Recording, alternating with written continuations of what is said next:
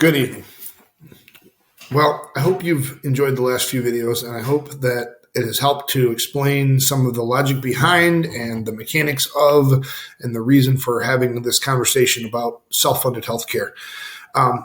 We realize, however, that there are clearly going to be a lot more questions going forward. We know that there are a lot of things on people's minds and that this certainly didn't answer everything. With that in mind, we intend as a union to visit each and every building in the district and schedule a time where we can come right to you and answer as many questions as we can, address any concerns you have, look into the things that if there are things we haven't thought of or we don't know, we can make a list of those things and dig into that and find out. As we look forward to a vote on May 4th of this year, we want to make sure that you feel as informed as you can possibly be. And to do that, we need to answer any questions that you have. And so with that in mind, we will be visiting and we will be coming to get both your questions, not only to give answers, but to get questions. And there are things that may come up that we can look further into and get good answers for. And so that we know exactly what to expect if we were to make a change. With that in mind, we have developed a frequently asked questions document that we are working on. You'll notice that in the lower right-hand corner of of the slide that you clicked on to come here, or the page from the document that you were sent. That link will take you to the frequently asked questions document, which we will use to post answers to questions as they come up. Newer questions will be added to the top, so you don't have to scroll through the entire document.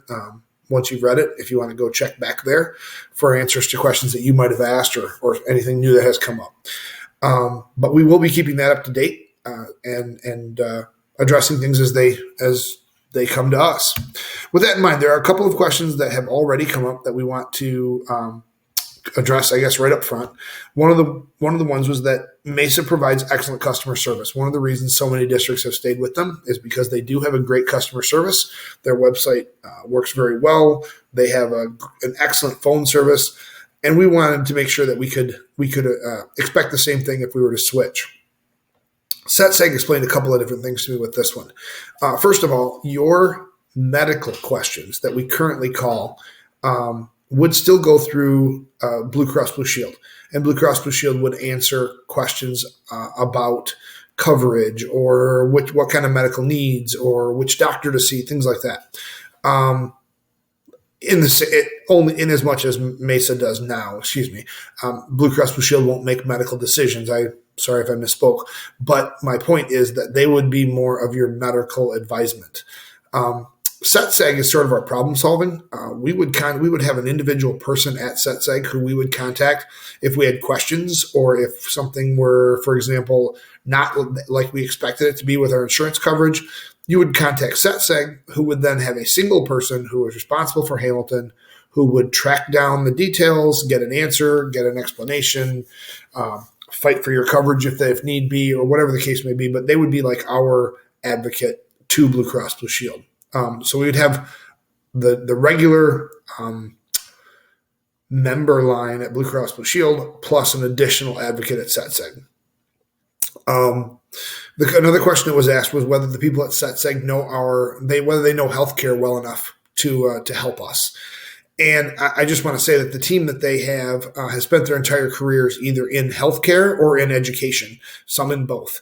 I called and got on a Zoom call with them a couple of weeks ago. I met with a 5-person team that varied from retired superintendents to financial accountants, and their people together could answer every question I could possibly come up with. So I have been through the list of frequently asked questions as it exists today, but I am more than happy to call back and get more answers if things come up. So with that in mind, I hope you'll share your concerns with us. I hope you'll discuss this at length with your colleagues. And I hope that by the time we vote on May 4th, that you feel completely educated and prepared to make the best decision for you, your family, and for our district. So with that in mind, thank you very much for your time. And as always, go Hawks.